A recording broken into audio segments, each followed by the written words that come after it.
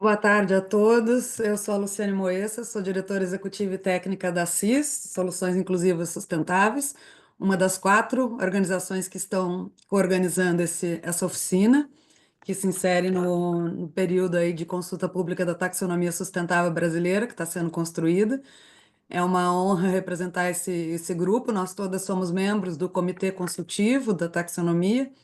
A taxonomia é conduzida por um comitê intergovernamental liderado pelo Ministério da Fazenda, mas ela é apoiada por um comitê consultivo do qual fazem parte 18 entidades da sociedade civil, incluindo entidades empresariais, mas também da sociedade civil em sentido mais estrito, como a CIS, o INESC, a CONTAG, que representa os trabalhadores da agricultura familiar, e o DIEESE, que é uma entidade sindical da maior importância aí no Brasil. Nós programamos essa oficina com o objetivo de debater e aprofundar alguns temas que a gente entende que ainda não foram tratados, não foram abordados ou foram de maneira muito superficial na taxonomia. Importante, eu acho que vale a pena fazer isso na abertura, esclarecer para que serve, né, a taxonomia sustentável brasileira. Taxonomia, todo mundo sabe que é uma classificação. Nesse caso, sustentável, ela busca classificar atividades econômicas como sustentáveis, mas para quê? Essa taxonomia, da forma como ela está sendo elaborada, pode vir a ser expandido isso, essa finalidade, mas ela está sendo pensada como aconteceu em vários países, como uma classificação de atividades financeiras para fins de uso do setor financeiro privado, tá? Concessão de crédito bancário, realização de investimentos, cobertura de riscos via seguros. Então, quando um banco, um investidor, uma seguradora quiser classificar no seu portfólio que atividades são consideradas sustentáveis, ele deverá, porque ela será de uso obrigatório, enquadrar as atividades para as quais ele emprestou, as empresas para as quais ele emprestou, investiu ou ofereceu seguros, como sustentável ou não, conforme os critérios previstos na taxonomia. O fato de haver esse enquadramento significa que, na verdade, tem como objetivo canalizar um fluxo maior de capitais, de seguros, né, de crédito, de investimentos e de seguros para as atividades que são consideradas sustentáveis. Então, do ponto de vista do setor econômico, é uma vantagem conseguir ser incluído na taxonomia, porque isso significa mais acesso a recursos financeiros que viabilizem a sua atividade, tá?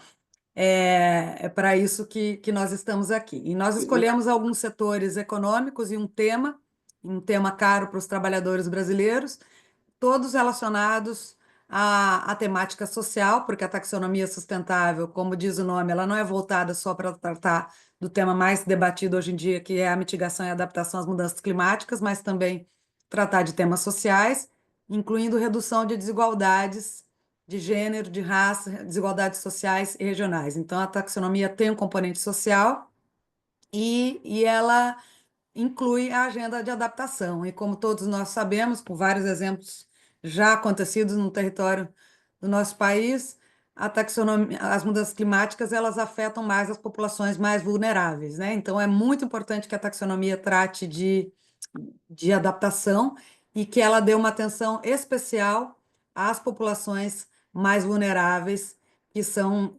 mais duramente atingidas pela taxonomia. Nós vamos ter 5 painéis, então, o primeiro vai tratar de habitação, o segundo vai tratar de água e esgoto, o primeiro vai ser mediado pela CONTAG, o segundo vai ser mediado por mim, o terceiro vai tratar de destinação de resíduos, o quarto vai tratar de energia elétrica e o quinto vai ser mediado pelo pessoal do INESC, o terceiro pelo Observatório do Clima e o quinto pelo pessoal do DIEESE, que vai tratar de saúde e segurança dos trabalhadores à luz das mudanças climáticas.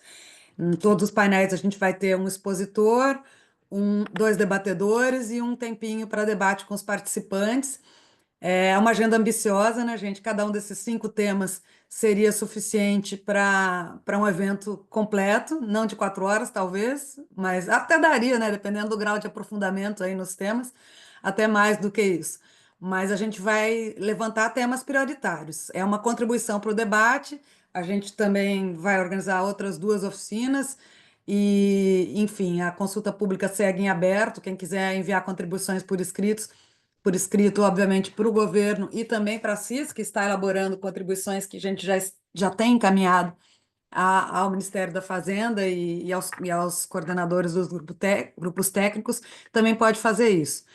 Sejam todos muito bem-vindos e com isso eu passo a palavra ao Matias Cardomingo, do Ministério da Fazenda, que trabalha diuturnamente com a taxonomia sustentável brasileira, né, Matias? E tem tido uma agenda intensa aí por conta das oficinas que nós, as entidades do Comitê Consultivo, fomos convidadas a realizar. Matias, a palavra é sua. Obrigado, Luciane. Vocês me escutam? Sim. Sim. Bom, gente, quero agradecer muito a organização dessa atividade de hoje. Acho que são vários temas muito importantes da gente olhar com mais atenção.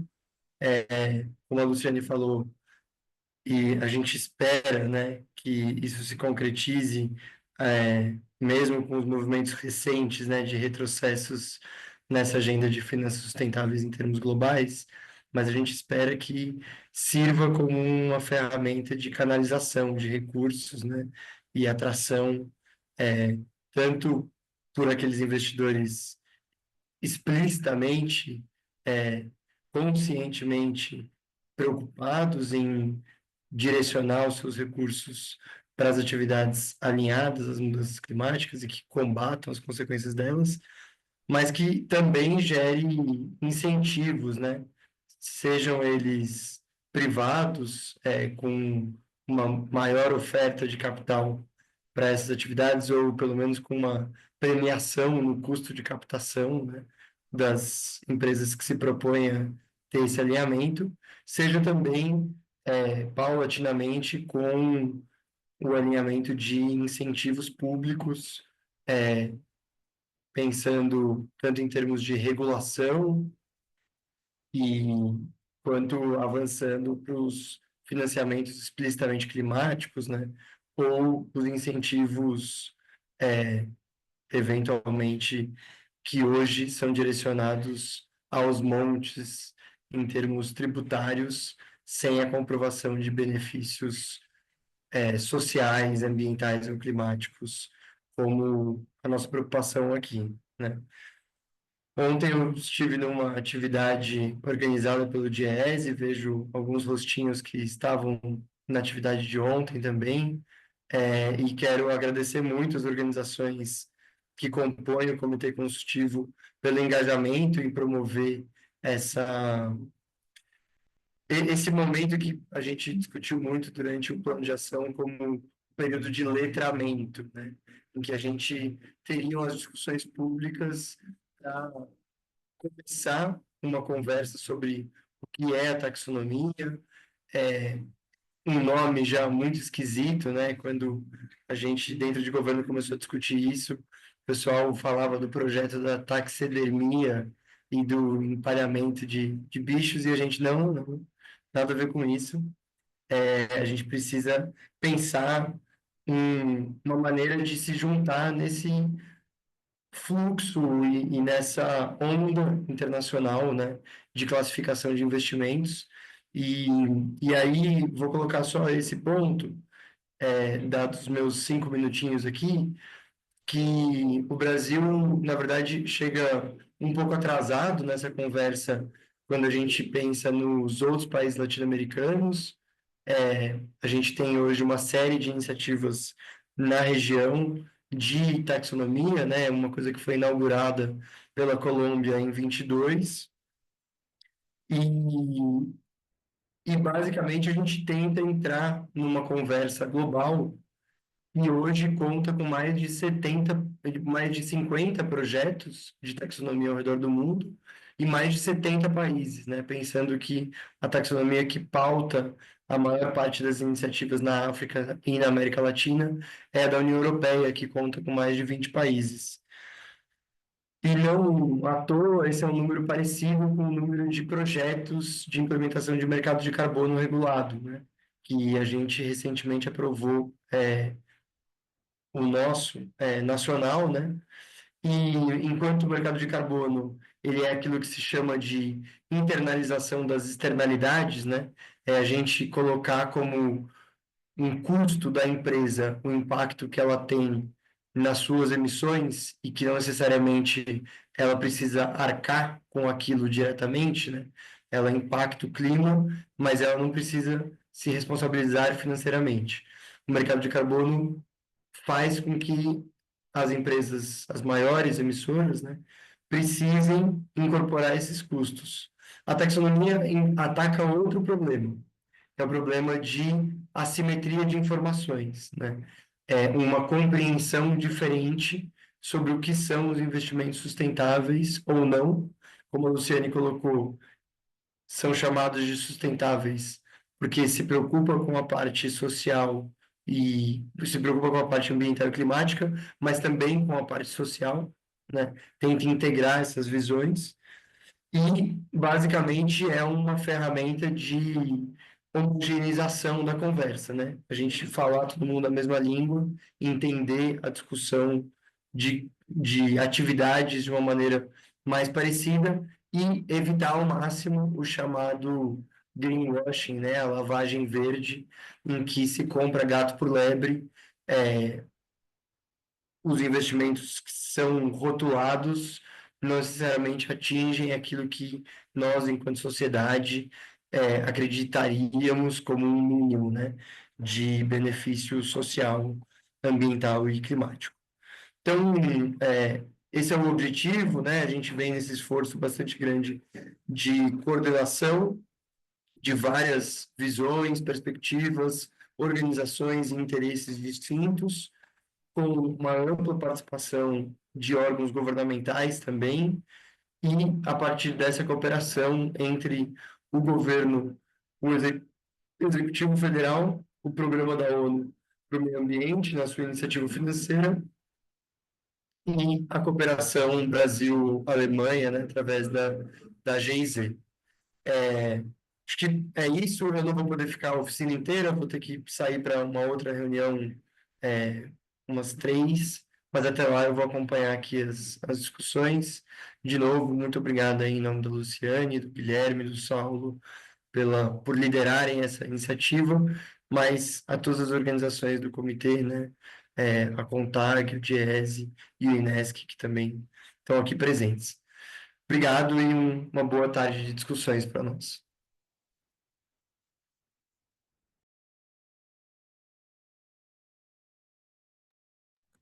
Muito obrigada, Matias. Uma coincidência que a gente colocou a habitação em primeiro lugar é justamente o setor de construção civil é um dos setores, é o setor que você está coordenando na taxonomia, então já é ótimo você estar conosco nesse, né? Agora eu vou passar a palavra para a Cláudia Lins, da Confederação Nacional dos Municípios, que tá em Brasília para uma agenda intensa de atividades dos prefeitos essa semana. Alguns dos temas que a gente vai discutir hoje dizem respeito diretamente aí ao poder público local, né, Cláudia? Então, por isso esse apoio, esse envolvimento de vocês é importante, afinal de contas, os próprios municípios podem ser tomadores de crédito para habitação, para saneamento, sobretudo, para destinação de resíduos, sobretudo, Brasil afora. Então, vamos te ouvir e muito obrigada por ter aceito esse convite feito pelo Inesc em nome de todas as organizações organizadoras. Muito obrigada, Luciane. Em nome do presidente Paulo Ziukowski, é um prazer estar aqui e poder contribuir com essa discussão. A Confederação Nacional de Municípios existe desde a década de 80. Nós ficamos aqui em Brasília, temos nossa sede própria aqui, e a gente está à disposição sempre que precisarem para somar nesses debates e em tantos outros temas que a Confederação atua. É interessante, a gente até achou importante o convite de estar aqui, poder estar na mesa, mas a gente também adoraria estar presente em todas as mesas se deixar, né? É justamente porque, como foi colocado aqui, a gente está falando, principalmente se a gente for destacar habitação, água, esgoto e resíduos sólidos são temas de competência municipal, né? Então, acho importante, claro, sempre ouvir governo federal, ouvir outros setores, mas quem sabe nos próximos também sempre ouvir aquele que é o mais cobrado por implementar essas políticas públicas, né? Não só pela sociedade, mas pelos ministérios públicos e afins, né?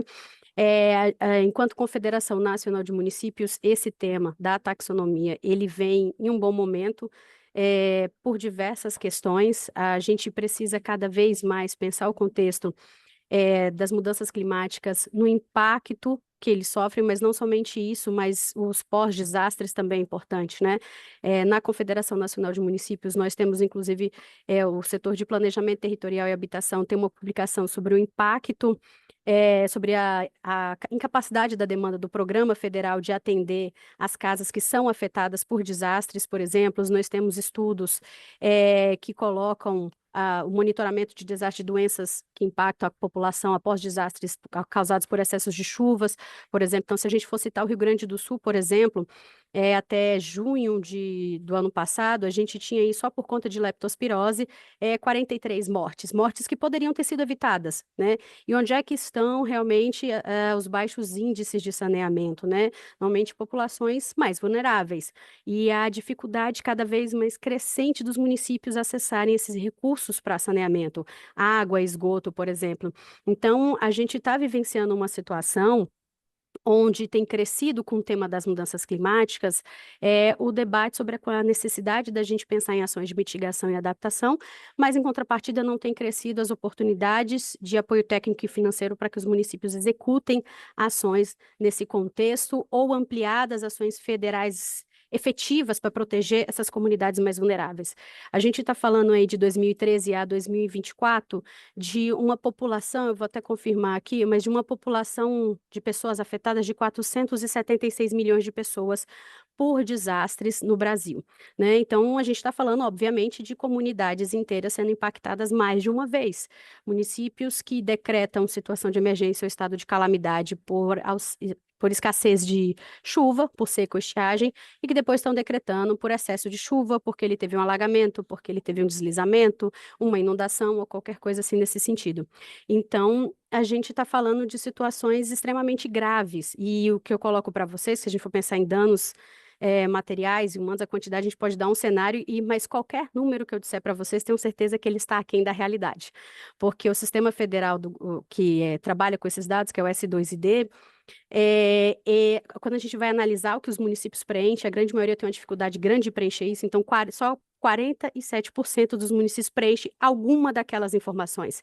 Então, hoje a gente não sabe, por exemplo, quando a gente fala em desastres, o impacto real na habitação, por exemplo. A gente não sabe o impacto real no saneamento, até porque a gente tem problemas estruturantes ali para água, esgoto e resíduos sólidos, a forma como o município interpreta a informação que deveria ser preenchida ali, a ausência até mesmo de um glossário para esse sistema.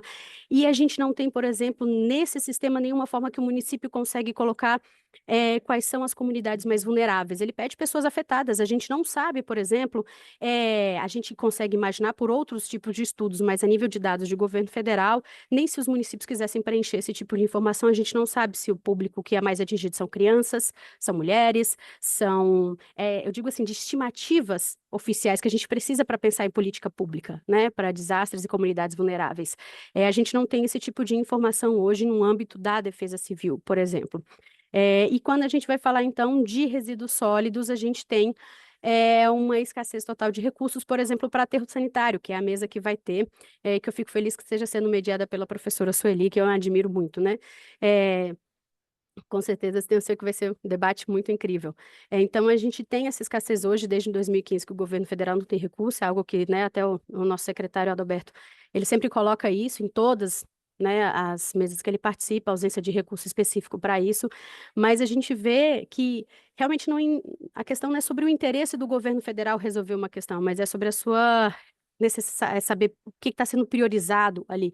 Então, a gente espera, pelo menos, que com a taxonomia, esse exercício a gente possa ver, ainda que no setor privado, para onde vai ser alocado o recurso, algo que seja realmente sustentável, porque em diversos setores o que a gente vê hoje é o greenwashing, realmente, né? Atividades que não são sustentáveis, mas que estão acessando recursos do Fundo Clima, que, de repente, não precisariam, não poderiam, não deveriam, né, mas que estão pegando esses recursos a juros mais baixos para ações que não são sustentáveis e municípios muitas vezes não conseguem acessar porque sua capacidade de endividamento é baixa, porque ele já se endividou de repente para água e esgoto, porque não tem OGU para isso, ele já se endividou para resíduos sólidos, porque não tem OGU para isso, né? Então a gente está falando de problemas que são realmente federativos, mas que a gente precisa resolver. Ou, por outro lado, quando a gente fala de logística reversa, que aí existe um greenwashing ainda maior ainda, né, de empresas que estão fazendo logística reversa, quando na verdade não estão, e a coleta seletiva municipal ela continua sobrecarregada com embalagens, com outras questões, né? Então a gente precisa realmente que a gente pense o ciclo da atividade como um todo, o que está ficando ali, que aquela barragem foi abandonada e o município ficou com aquele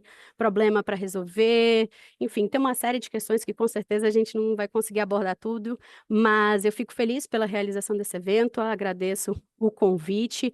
Enquanto o CNM, a gente está à disposição que vocês precisarem, todos os nossos estudos e publicações estão no site da CNM, depois eu vou colocar ali nos comentários. Vocês podem procurar por área técnica, mas eu já vou destacar alguns estudos ali. E é isso. Bom evento a todos e a todas. Muito obrigada, Cláudia. Muito interessante aí a sua fala. Eu, sem mais delongas, vou passar para a Tainá Gutierrez, da Rede por uma Adaptação Antirracista. Bem-vinda, Tainá, para fechar aqui a nossa abertura.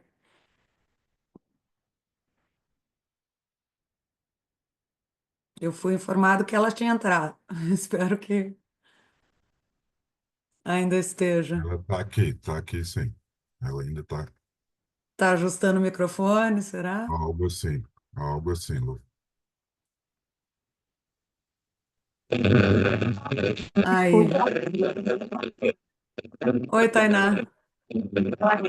Boa tarde, professor. Eu estou aqui no encontro social do Alter do Chão. Algumas coisas no eu queria deixar também para poder trazer potenciais para os grupos A gente não está conseguindo te ouvir bem. Vou mudando.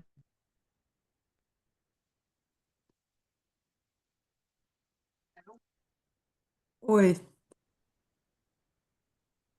Vocês me escutam melhor agora? Nossa, melhorou muito, muito. Perfeito. Desculpa, então, pelos problemas técnicos aí. Bom, eu queria só trazer uma fala voltada para essa importância da gente olhar para esses grupos vulnerabilizados, como a descrição do evento trouxe, né? E aproveitar uma fala que a Cláudia, que me antecedeu, já trouxe em relação aos dados oficiais que são necessários para a gente conseguir, de fato, fazer com que esses grupos vulnerabilizados recebam a prioridade na política pública de adaptação climática, na perspectiva da taxonomia sustentável que a gente precisa desenvolver.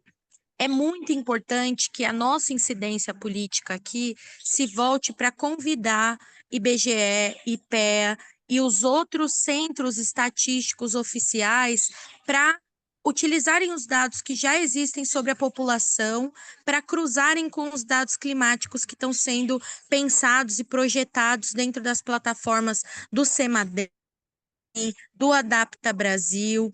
A gente tem dentro da Rede por Adaptação Antirracista, que é essa rede de 50 organizações pelo Brasil que tem trabalhado a perspectiva da adaptação climática, a gente tem conversado com esses órgãos, conseguir fazer uma incidência política nesse campo dos dados, né? A gente entende a importância especialmente para os municípios brasileiros conseguirem compreender a sua real vulnerabilidade climática a partir dessa perspectiva dos dados. Então, o que eu gostaria de trazer, né, é que para dentro da perspectiva da taxonomia sustentável, a gente precisa olhar para a importância de produção de dados racializados, dados que compreendam a real vulnerabilidade dos estados e municípios, olhando para as pessoas que serão essas as mais atingidas pela emergência climática, né? Um outro ponto de relevância para a gente trazer aqui é em relação ao financiamento para adaptação climática. A gente precisa que esse financiamento se volte para os municípios a partir de fundos perdidos que garantam uma reconstrução das cidades e um incentivo à prevenção. Hoje a gente tem no Brasil um incentivo à gestão do desastre, um incentivo à emergência, e a gente precisa que esse incentivo seja voltado para a prevenção. A gente só vai conseguir fazer isso se o nosso financiamento para adaptação climática se voltar não para empréstimos e fundos reembolsáveis, mas para fundos perdidos que garantam capacitação para os municípios e acesso às comunidades que já estão produzindo soluções comunitárias e que ainda hoje não tiveram acesso a recursos suficientes para multiplicar suas ações de adaptação climática.